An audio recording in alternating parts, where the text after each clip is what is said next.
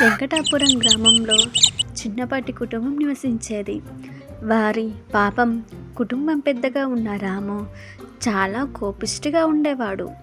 గ్రామంలోని చాలామందిని తిడుతూ వారి మనసులను బాధపెట్టేవాడు. గ్రామ ప్రజలందరికీ అతడంటే భయం. ఒకరోజు గ్రామంలోకి యేసుక్రీస్తు ప్రవేశించాడు. ఆయన గ్రామ ప్రజల సమస్యలు తెలుసుకొని వారితో మాట్లాడుతున్నాడు. రాము తనకెవ్వరూ పోటీ ఇవ్వలేరని భావించి యేసుని ఎదుర్కోవడానికి వచ్చాడు.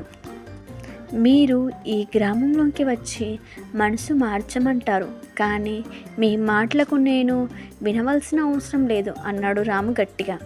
యేసు మృదువుగా నవ్వుతూ చెప్పాడు, ప్రేమతోనే మనసు మారుతుంది, ఒక్క అవకాశం ఇవ్వు, నేను నీకు చూపిస్తాను. రాము దీన్ని అవహేళనగా భావించి వెళ్ళిపోవడానికి ప్రయత్నించాడు. కానీ యేసు అతని కళ్ళల్లోకి చూసి కేవలం ప్రేమతో మిగిలిన గ్రామ ప్రజలతో మాట్లాడుతూనే ఉండిపోయాడు. ఆ రోజు రాత్రి రాముకు ఆలోచన మొదలైంది. తన కోపం గ్రామ ప్రజలపై చూపిన అన్యాయం గుర్తొచ్చాయి. మరుసటి ఉదయం రాము యేసు దగ్గరికి వచ్చి నాకు మారాలి అనే భావన కలిగింది. మీరు చెప్పిన ప్రేమను ఎలా అవలంబించాలో నేర్పండి అని అడిగాడు. యేసు నవ్వుతూ రామును చేర్చుకొని ప్రేమను చూపే చిన్న చిన్న మార్గాలు చెప్పాడు. ఆ రోజు నుండి రాము గ్రామ ప్రజలతో స్నేహంగా ఉండడం ప్రారంభించాడు.